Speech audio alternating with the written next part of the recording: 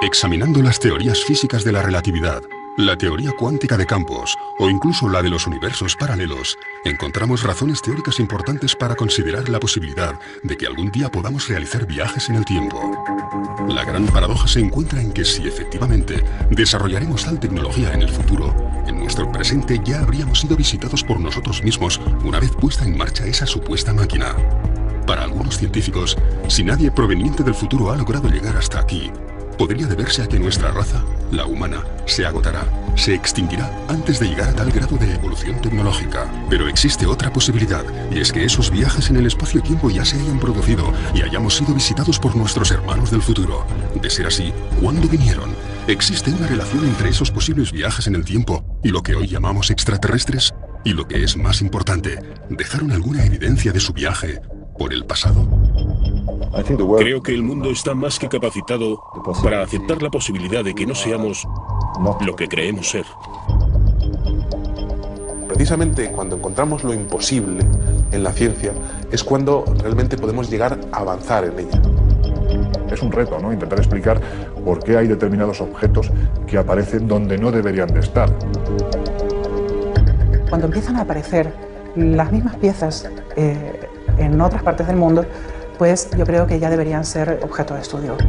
Todas esas cosas nos hacen pensar que tendríamos que revisar nuestra historia, que tal vez no fuimos los primeros con un desarrollo técnico en la Tierra, o que nuestras cronologías están absolutamente desfasadas. Es importante que la revisemos. La historia se va reescribiendo por sí sola con el paso del tiempo. No podemos cubrir una verdad como esa. UPART. Jeroglíficos del siglo IV a.C. donde se muestra el uso de la electricidad. Mapas que demuestran que el continente americano habría sido descubierto mucho antes de la llegada de los barcos españoles y portugueses. Cuevas que fueron habitadas hace 150.000 años, pero que poseen una compleja red de tuberías. O antiguos alfabetos que situarían el nacimiento de la escritura en la península ibérica. Son algunos de los llamados UPART, objetos fuera del tiempo y el espacio. Objetos que no pertenecen al lugar ni al momento en el que fueron encontrados. Son objetos tecnológicamente hablando que han sido encontrados en lugares pertenecientes a un periodo de la historia donde no deberían de estar, porque no había la tecnología en aquel tiempo como para desarrollar estos objetos. Lo curioso es cuando esos objetos no se resumen a uno, ni a dos, ni a tres, sino que estamos hablando de bastantes que son siendo encontrados. Se alejan un poco de lo que son los límites de los paradigmas históricos aceptados por nosotros, por los ámbitos académicos. Son objetos que aparecen en contextos espaciales o temporales extraños, alejados de los paradigmas históricos conocidos, o que demuestran algún tipo de tecnología más avanzada de lo normal para su tiempo y su espacio. Y constituyen un reto para la ciencia que los discrimina, porque no tiene cómo catalogarlos, pero también para los propios especialistas, porque nos lleva a preguntarnos muchas veces si en un pasado remoto hubo una tecnología más avanzada que la actual, y si eso fue así, ¿quién la puso encima de la Tierra? Por lo tanto, no se entronca directamente con las tesis de los antiguos astronautas, con las tesis extraterrestres.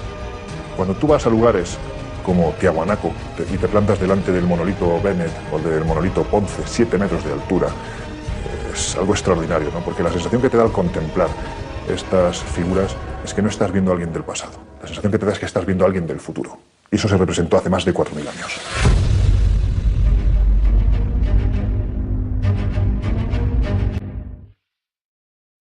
A principios de los años 70, en la mina de carbón de Ottosdal, en Sudáfrica, se trabaja sobre un estrato de 2.800 millones de años. Los mineros, todos ellos locales, han encontrado unas extrañas bolitas metálicas. La roca de la que proceden corresponde a una era en la que supuestamente no existía ningún tipo de vida inteligente.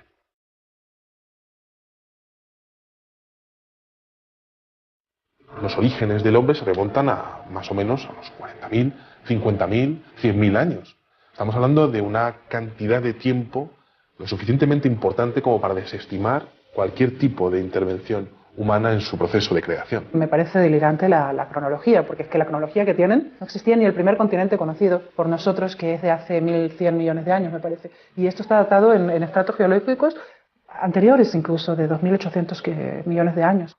Las esferas son pequeñas, de apenas 2 centímetros de diámetro, y tienen 3 líneas perfectas grabadas sobre su superficie. Están completamente pulidas, algunas de ellas tienen unas líneas paralelas, 3 líneas paralelas, y quizá lo curioso sea que parecen un producto terminado. El problema es quién estaba manufacturando productos hace 3 millones de años. No son naturales. La naturaleza hace formas muy caprichosas, pero aquellos surcos así, para mí esos surcos no son naturales, son hechos por alguien. Michael Cremo y Richard Thompson, tras someterlas a estudio, llegaron a la conclusión de que no podían ser de origen natural. Su exterior está formado por una aleación de acero-níquel imposible de encontrar en la naturaleza. Son líneas extremadamente perfectas y su interior parece estar hueco. En el momento en que hicieron un análisis por rayos X empezaron a encontrar con que el núcleo de las esferas tenía peso negativo o densidad negativa. Así que eso es antimateria. Algunas de las esferas diseccionadas albergaban en su núcleo un material esponjoso desconocido que al entrar en contacto con el oxígeno se desvanecía rápidamente. Pero además tienen una marquita en su ecuador y tienen un agujero. ¿Será que fueron las semillas de vida aquí en el planeta Tierra? ¿Podrían ser las transportadoras de las semillas de vida para nuestro planeta? Se encontraron algunas moléculas orgánicas en su interior. Por tanto, podría ser una explicación de la teoría de la panspermia. Podrían haber sido depositadas aquí hace millones de años para dar lugar a toda la biodiversidad que conocemos hoy en día. El Instituto Espacial de California, tras varios análisis, declaró: el equilibrio es tan perfecto que excede nuestras actuales tecnologías de medición. Mientras que los estudios de la NASA concluyeron que el único modo de crear un objeto similar, si existiese la tecnología para hacerlo, sería bajo gravedad cero. A pesar de los datos obtenidos, las esferas de Sudáfrica no han sido nunca consideradas como objeto de estudio para la ciencia más clásica y ortodoxa. Para estos estamentos, se trata de un simple capricho de la naturaleza. Curiosamente, de ser así, estaríamos ante el primer caso en que la comunidad científica internacional afirma que la naturaleza ha generado formas perfectas. Todos los grandes descubrimientos de la humanidad parecen tener algún tipo de relación con quienes nos visitan. Sin ir más lejos, parecen intervenir en el descubrimiento de la Hispaniola, en el descubrimiento de América, porque cuando Colón, la noche antes de ese 12 de octubre de 1492, está surcando las aguas, refleja en su libro de bitácora que unas extrañas luces están por encima de las velas de su embarcación. ¿Qué podían ser sino objetos no identificados? Si tú te vas al archivo de Indias, tienes muchas crónicas, especialmente las más interesantes son las de Pedro Cieza de León, que fue el que acompañó a Pizarro durante toda la conquista. Y ahí tienes historias rayanas con lo ufológico, o por lo menos que a día de hoy, en nuestro siglo XXI, seguramente más de uno interpretaría con la aparición de un objeto luminoso en los cielos, ¿no? Por ejemplo, cuando Pedro Cieza de León es el primero que describe en el desierto de Nazca, hay unas extrañas líneas que los nativos van allí para venerar, para adorar, pero lo que es curioso es cuando Pedro Cieza de León se sube a una de las lomas donde mejor se ve alguna de las figuras y asegura que los nativos y él empiezan a observar una serie de soles que se mueven en los cielos. Es decir, hay algo en el cielo que no es un solo sol, sino que hay más que se están moviendo y que parecen estar jugando alrededor de ese enigma tan maravilloso y tan descomunal como son las líneas de Nazca. Y esto está escrito en las crónicas de Indias, ¿no? Por lo tanto, parto de la idea de que en aquel momento, más que alucinaciones, pues algo deberían de estar viendo. Y ese algo, como decía Cieza de León, eran soles que se movían en el cielo. Si realmente estas luces u objetos no identificados acompañaron a los descubridores portugueses y españoles del siglo XVI, podrían estar también relacionadas con algunos de esos artefactos fuera del espacio y el tiempo que tanto intrigan a los historiadores. Es el caso del mapa de Piri Reis. 9 años después del descubrimiento de América, un corsario llamado Kemal Reis capturó 7 naves junto a las costas españolas. Alguno de los hombres que acompañó a Cristóbal Colón se encontraba entre los prisioneros que fueron interrogados por el pirata. Así que encomendó a su sobrino, el almirante Piri Reis, que confeccionase un mapa del mundo conocido, basándose en el relato de aquellos españoles cautivos.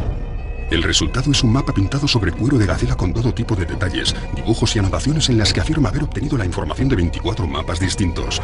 Uno de ellos perteneciente a Cristóbal Colón, alguno de la época tolemaica, e incluso algunos provenientes de lo que él llamó los antiguos reyes del mar. Piri Reis afirma que sus fuentes son muy anteriores. Y eso nos estaría dando unos datos que, por supuesto, romperían completamente, ¿no?, con la ortodoxia, ya no sobre los chinos o los polinesios, que sí que ya llegaron por lo menos 500 años antes que Cristóbal Colón, pero datos mucho más antiguos todavía. Me llama mucho la atención algunos detalles que no existían en aquel entonces, o que no se habían descubierto, ¿no?, como es el tema de la Antártida, ¿no?, que hace la Antártida allí, ¿no?, en un mapa confeccionado encima de cuero de gacela, ¿no? O se ven, lo más importante a veces quizás incluso son los dibujos de animales. Allí, por ejemplo, se aprecian llamas encima de los Andes y todavía no se había llegado a aquella zona. ¿Cómo es posible que ya apareciera identificado como tal? Las Islas Malvinas, la desembocadura del río Amazonas o el cauce de algunos ríos del interior del continente africano son algunos de los territorios que no deberían aparecer en un mapa de principios del siglo XVI. Nuevamente nos encontramos ante una pieza que hace temblar algunos de los principios más sólidos de la historia convencional. No solo el mapa de Piri Reis, sino muchos otros mapas anteriores muestran las costas americanas y, sin embargo, la ciencia, los historiadores, siguen diciendo que América fue descubierta en 1492. Naturalmente, esos mapas anteriores han sido validados por esos mismos científicos. No es un contrasentido que sigamos diciendo que Colón fue el descubridor de América. En mi opinión, fue el que mejor marketing tuvo. América no es un continente que se haya descubierto en el año 1492. Es un continente que se reencontró en 1492. Pero es que si te remontas en el tiempo, tienes vestigios mucho más antiguos, vestigios de hace 10, 12.000 años, ¿no? Es decir, es que hay arte rupestre donde están representados una serie de elementos que aparentemente o te los han traído de fuera, o si no es imposible que el que pintó estos elementos tuviera un conocimiento previo de lo que se estaba haciendo en otros continentes, ¿no? Entonces a mí me gusta hablar, por ejemplo, de Eratóstenes, que en el año 300 antes de nuestra era, gracias a conocimientos que en aquel entonces ya existían en la desaparecida Biblioteca de Alejandría, pues pudo conocer que la Tierra era completamente redonda. Y sin embargo aquello, como se sabe, lo perdimos con el paso del tiempo. Fue primero Agustín de Hipona el que empezó a decir que la Tierra no podía ser redonda, porque si así fuera la gente que estuviera abajo se caería. Fueron muchos los tesoros arqueológicos que, una vez descubierto o redescubierto el Nuevo Mundo, pasaron desapercibidos para aquellos navegantes portugueses y españoles del siglo XVI. Algunos, como las llamadas piedras de Ica, mantuvieron ocultos sus secretos hasta nuestros días, como si estos Supart tuviesen la extraña manía de dinamitar todas las cronologías de la historia del ser humano, como si estuvieran allí con la clara intención de hacernos dudar.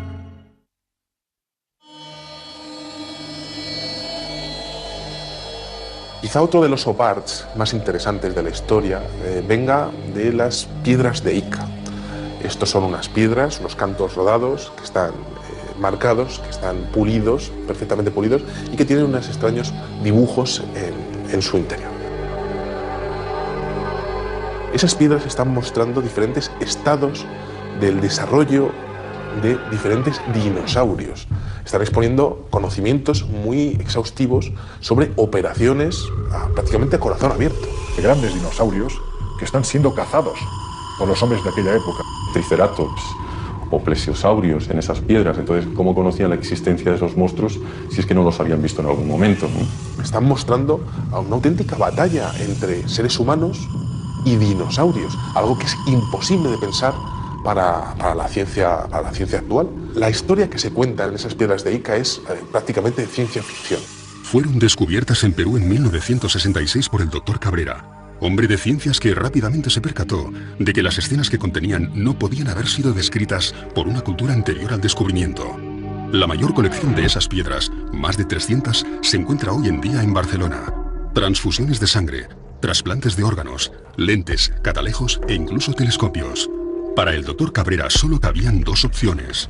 O una antigua civilización poseía una tecnología capaz de romper con todas las cronologías oficiales de nuestra evolución, o alguien proveniente de las estrellas y de un mundo infinitamente más desarrollado que el nuestro les hizo entrega de estos conocimientos hace miles de años. Una de las piedras muestra que de una mujer embarazada, de la sangre de una mujer embarazada, va una especie de sonda y que está comunicada con una persona a la que le están haciendo una extracción de corazón. Cuando se descubrieron esas piedras, no se sabía que la sangre de las embarazadas podría mejorar y evitar el tema del rechazo a órganos nuevos. Eso no se sabía cuando se estaban extrayendo esas piedras. Y en esas piedras, encontradas en estratos que tienen millones y millones de años, aparece perfectamente descrita. Si tenemos que barajar la posibilidad de que hace miles de años alguien hacía trasplantes de órganos, y no solo eso, además el paciente no se le moría, estamos hablando de alguien con una tecnología excesivamente avanzada. ¿Quién puede ser? Sinceramente, a mí, salvo los dioses, no se me ocurre nadie más.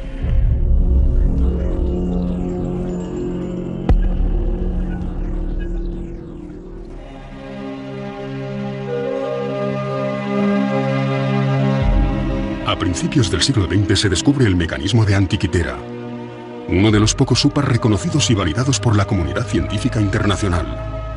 Una calculadora mecánica de bronce cubierta de signos e inscripciones en griego antiguo, que fue diseñada para calcular con total precisión los movimientos del Sol, la Luna y de otros cuerpos celestes como Mercurio o Venus. Podía predecir eclipses e incluso mostraba órbitas de planetas desconocidos en las fechas en las que fue datado. El artefacto fue rescatado de las profundidades del mar, de los restos de una embarcación griega del año 150 a.C. ¿Cómo es posible que un mecanismo con un sistema de transmisión aparezca en la época de los griegos? Se supone que son las cadenas de transmisión, aparecen durante la Revolución Industrial, hacia el siglo XVIII aproximadamente. Y al conformar las piezas, al unirlas como si fuera un puzzle que nos venía ni más ni menos que de 2000 años atrás, se dieron cuenta de que aquello era lo más parecido a un reloj astronómico, con lo cual es imposible, porque algo parecido no aparece hasta plena Edad Media, es decir, unos 1100 años más tarde, cuando empiezan a aparecer los primeros relojes mecánicos, ¿no? La pieza esa en particular presenta elementos del siglo XVI. Cuando se ha puesto en marcha, con máquinas hechas a imagen y semejanza del mecanismo de Antikythera, pues se ha visto que con ese mecanismo se pueden seguir los movimientos de planetas desconocidos hasta el siglo XVI. Entonces, por eso es un OPAR, porque aparece en un contexto del siglo II a.C., una máquina en la que se puede observar los movimientos de planetas desconocidos entonces. Lo que denotaba este hallazgo es que había servido, pues por ejemplo, para calcular los eclipses, los movimientos de los planetas, los movimientos del Sol, de la Luna, fenómenos astronómicos como solsticios, como equinoccios, en un tiempo en el que en teoría ese objeto no tenía que existir. ¿Qué hace una máquina propia de la revolución industrial en un barco anterior a nuestra era? Todo parece indicar que nuestros antepasados poseían un grado de conocimientos mucho más elevados de lo que podamos imaginar. Y siendo así, ¿quién puso en sus manos conocimientos del futuro? Para algunos, una inteligencia no terrestre pudo haberlos instruido. Para otros, deberíamos contemplar la posibilidad real de que pronto realizaremos viajes en el tiempo. Y para la mayoría, nos encontramos ante muchos interrogantes que simplemente no tienen explicación. 2 minutes, 10 seconds and counting. Oxidize the tanks in the second and third stages now have pressurized. T-minus 1 minute, 35 seconds. The third stage completely pressurized. Cuando aterrizamos sobre la Luna, yo estaba aquí en España en el 69. Creo que todos nosotros pensábamos, ¿y si encuentran algo en la Luna? No tiene por qué ser un platillo volador. Todo lo que necesitaban encontrar era un arañazo que fuera artificial. Solo una marca que fuese artificial. No debería estar ahí. Eso cambiaría por completo lo que sabemos sobre nosotros y sobre el universo. La idea de que podamos encontrar uno de estos arañazos, no solo sobre una piedra terrestre, sino sobre alguno de los cuerpos celestes a los que poco a poco vamos acercándonos, es lo suficientemente inquietante como para que incluso la Asamblea General de las Naciones Unidas haya llegado a contemplarla.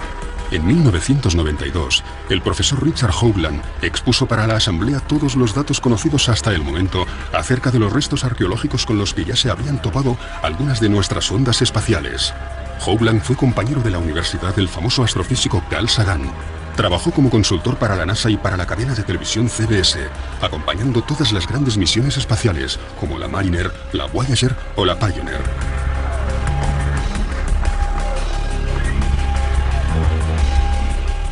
Pero fue la misión Viking la que, tras fotografiar sobre Marte una serie de formaciones rocosas muy similares a un rostro humano y lo que parecía ser las ruinas de una antigua civilización junto a una gigantesca pirámide, lo que llevó a Hoagland a especializarse en esta nueva modalidad de arqueología.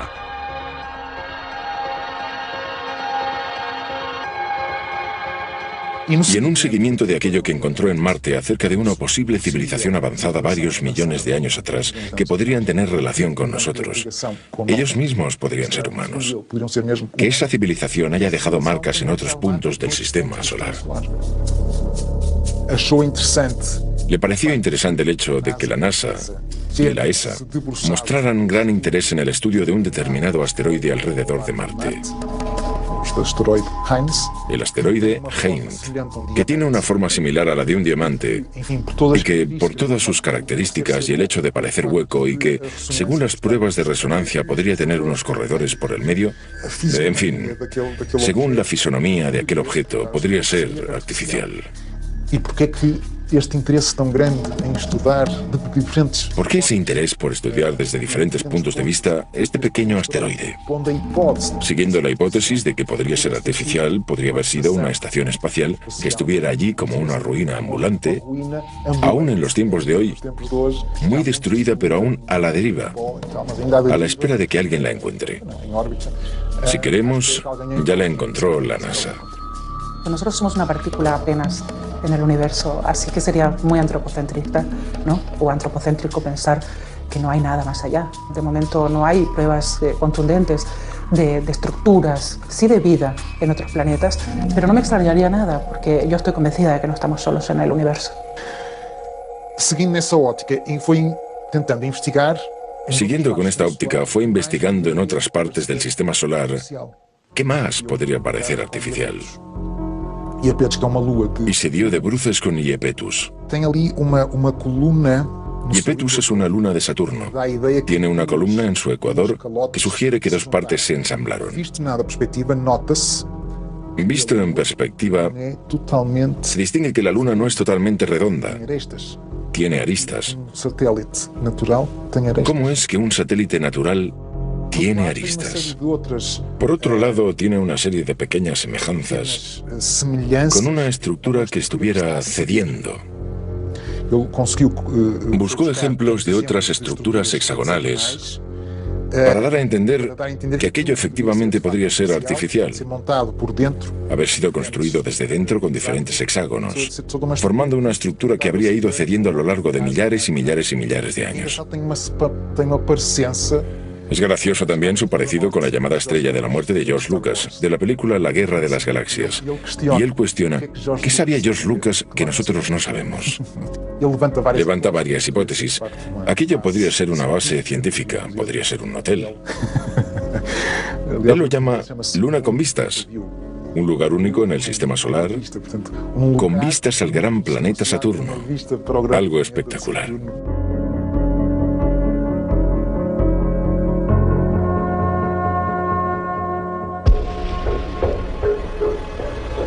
¿Dónde viene escrito quiénes somos? O mejor dicho, ¿dónde viene escrito quiénes fuimos? Puede que aún no hayamos encontrado la pieza arqueológica definitiva, pero da la sensación de que, cuanto más excavamos y removemos nuestro pasado, más preguntas desenterramos. Está admitido que el nacimiento de la escritura está en torno al 3500 a.C. en la región de Mesopotamia. Pero, sin embargo, algunos hallazgos inquietantes hacen preguntarnos y cuestionarnos si esa datación es fidedigna, porque, por ejemplo, en Francia, como en Portugal, hemos encontrado alfabetos que parecen aludir a que el inicio de la escritura habría entrado por la península ibérica. En Albaón, a finales del siglo XIX, por allá por 1895 y hasta 1903, se encontraron en las inmediaciones de Dólmenes algunas piedras zoomorfas y antropomorfas que presentaban unos grabados parecidos a los de los signos iberotartésicos. Con figuras antropomórficas, zoomórficas, montando animales. Pero también, y es lo más importante, un conjunto de inscripciones muy próximas a un alfabeto. Por el contexto en el que fueron encontrados, porque esto sí que fue encontrado en un contexto arqueológico, y parecían tener casi 6.000 años, o sea, las dataron en el 4000 a.C. Esto, pues claro que rompería con el típico paradigma de que la escritura nació en Mesopotamia. Podría haber nacido en la península ibérica. Unos años más tarde, en los años 20, creo que fue en 1924, se encontraron los famosos signos de Glosel cerca de Vichy, en Francia, que también se parecían, curiosamente, a estos signos iberotartésicos y a los signos de Albaón. Y, increíblemente, Glosel dio fechas de hasta 17.000 años. A mí me parece curioso constatar cómo Albao, al extremo de una línea imaginaria, hasta Glocel, está situado en Francia, pero en los Pirineos, es el punto de partida y de final de una línea que tiene dos relaciones claras. Una con los megalíticos. En toda esa línea vamos a encontrar dólmenes y menires como si fueran mojones que van marcando una ruta específica. Una ruta, que es curioso, que tiene que ver con los objetos volantes no identificados. Un investigador galo, Aimé Michel, constató como todos los avistamientos que se producían en un solo día, en la década de los 60, parecían estar describiendo líneas rectas sobre los mapas. La más importante de todas ellas tenía su inicio en Vichy, en Francia, donde se descubrió el alfabeto de Glocel, y terminaba en Portugal, en Albao.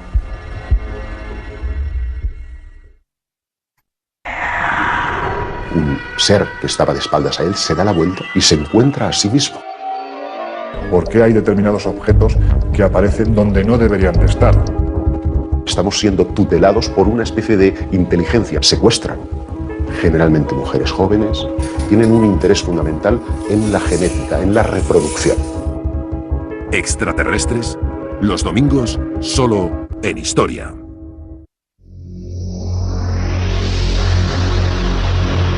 Uno de los OPARTs más interesantes es un tornillo que encontraron en una región de Rusia. Encontraron unas piedras que tenían 300 millones de años.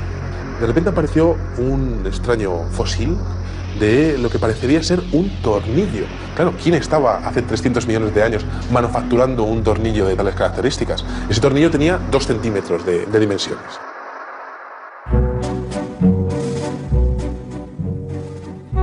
Tres siglos antes del nacimiento de Cristo, el pensador griego Arquitas de Tarento inventa el tornillo. Y por insignificante que pueda parecernos hoy en día, gracias a él nos convertimos en una especie tecnológicamente inigualable. Todo lo que inventamos necesita algún tornillo para mantenerse en pie. Aquella pieza encontrada en Rusia podría haber sido construida hace 300 millones de años. El ser humano no poblaría la Tierra hasta 250 millones de años más tarde. Es simplemente imposible. Ninguno de estos objetos debería estar donde fue encontrado. Viajes en el tiempo, civilizaciones perdidas hace millones de años, o restos de algún tipo de visita proveniente de otro planeta muy similar al nuestro. Nos encontramos ante un nuevo eslabón perdido, o simplemente ante el tornillo que nos falta. Si tú coges un metro, por ejemplo, como medida, y pones aquí al principio del metro 200.000 años, 200.000 que es nada, y pones aquí el año 2013 que estamos, hemos tenido en nuestra historia, creo, no sé si son 17, 19 civilizaciones, fenicias, faraónicas, romanas, griegas, españolas, etcétera, etcétera, en los últimos 5.000 años. A esta escala de un metro, 200.000, y nosotros, las 17 o 19 civilizaciones que conocemos entran en 3 milímetros. 3 milímetros entran 17 o 19 civilizaciones. A principios del pasado siglo, se generalizó la creencia de que el ser humano ya había inventado todo lo que se podía inventar. Aún no existían los relojes digitales resistentes al agua, ni los ordenadores personales, ni la fregona. Einstein aún no había desarrollado la teoría de la relatividad, no existía la máquina de coser, y los microchips y el láser no formaban parte ni de la ciencia ficción. ¿Cómo reaccionaría una persona de 1903 al encontrarse ante un ascensor, unos prismáticos o unos auriculares? Seguramente del mismo modo que nosotros, hoy, reaccionamos ante una serie de objetos que no logramos catalogar. Los UPART no solamente ponen en jaque a la ciencia más convencional, sino que desafían toda la lógica de nuestro evolucionado siglo XXI. Esto es un teléfono móvil que mi hija llama eso un dinosaurio, pero en fin, es un teléfono móvil. Si yo cojo este teléfono móvil y lo voy atrás en el tiempo, no mucho, a 70 años, y tengo una mesa de 4 genios, von Braun, Oppenheimer, Fermi, Einstein, y le pongo eso en la mesa. Y lo miran, le digo, ¿qué es? Son genios, cuidado. No sabe. Desde siempre creo que el ser humano ha tenido miedo a lo desconocido. ha tenido temor a los cambios, a la evolución de sus creencias. Por lo tanto, yo creo que no es nada raro que ante la aparición de un OPART sientan este miedo, porque esto podría traspasar los límites de los paradigmas históricos que eran aceptados hasta entonces. Si encontramos un artefacto que pueda probar, ¿quién sabe? Que ha habido visitas extraterrestres. La gran pregunta es ¿cómo y quién se va a hacer cargo de ello? Entonces es incómodo para la ciencia, pero es incómodo también para los especialistas más heterodoxos. ¿Y dónde radica precisamente su esplendor? Pues en que revela un nivel de tecnología impropio para la época en la que fueron encontrados. A la gente no le gustan los cambios. Estos son templos mortuorios, esto es tal y esto es cual. No podemos. No podemos porque necesitamos entender ¿qué hacemos en este planeta? Necesitamos saber por qué estamos aquí, de dónde venimos, por qué somos tan diferentes del resto de la naturaleza. Y si eso nos conduce a algo más, si nos conduce a otro tipo de conexiones, ¿por qué no? Podríamos estar conectados con el cosmos.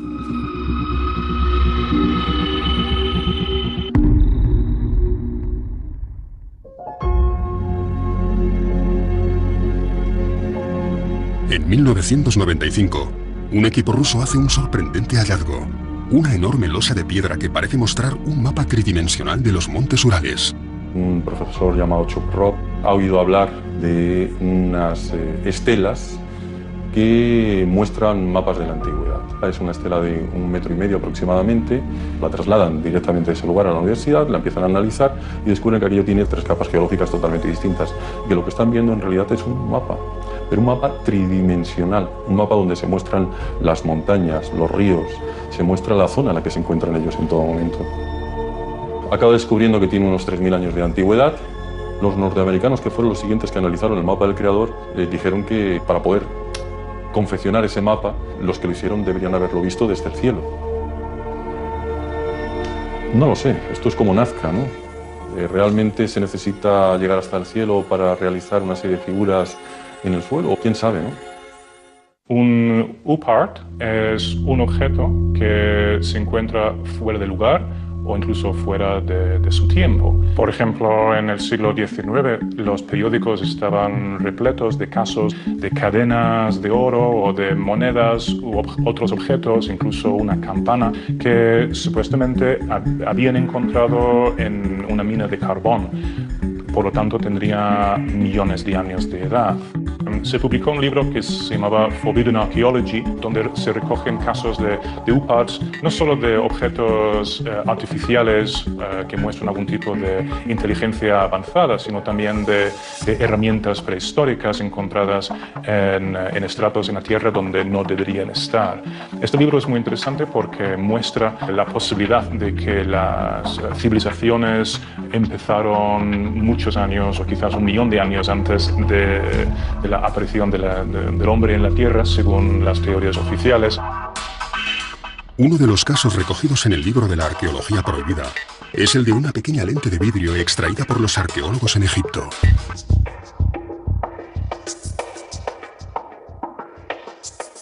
Se han hecho estudios microscópicos de esta lente y presentaba en sus extremos restos de metal, como si la pieza hubiera estado engarzada en algún tipo de montura metálica para algún tipo de instrumento de observación de los cuerpos celestes, por ejemplo. Bueno, es bien sabido que ya los antiguos pues, estaban muy interesados en la observación astronómica. Prácticamente casi todos los aspectos de su vida se regían en torno a estos conocimientos. A mí no me extrañaría nada que hubieran creado algún tipo de mecanismo para una mejor observación del cosmos. El problema es que parece ser que para conseguir este material se necesitaba un punto de fusión que en el momento no se podía conseguir.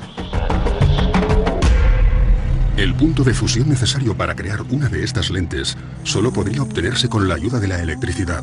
Pero como sabemos, los egipcios no conocían la electricidad.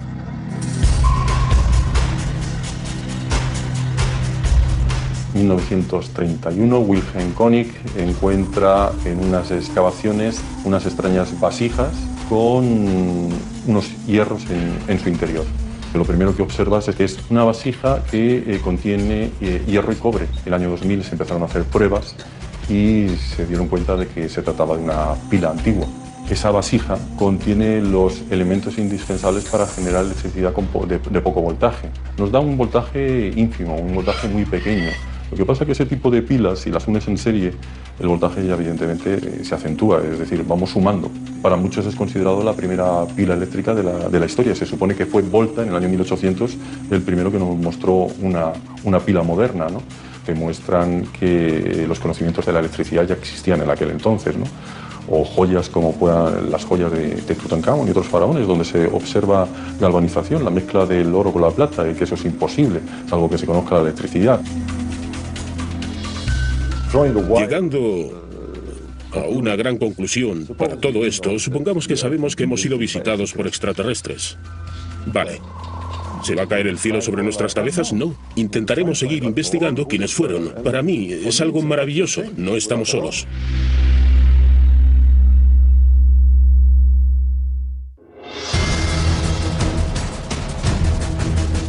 Hallazgos arqueológicos provenientes del pasado que solo pudieron haberse construido en el futuro. Mapas, escritos, extraños artefactos que nos hablan de piezas imposibles de encajar en los libros de historia. ¿Nos encontramos ante las posibles evidencias de que nuestra tecnología será capaz de viajar en el tiempo? ¿Alguien, antes que nosotros, pudo haber poblado este mismo planeta? ¿O simplemente pasaron por aquí de visita?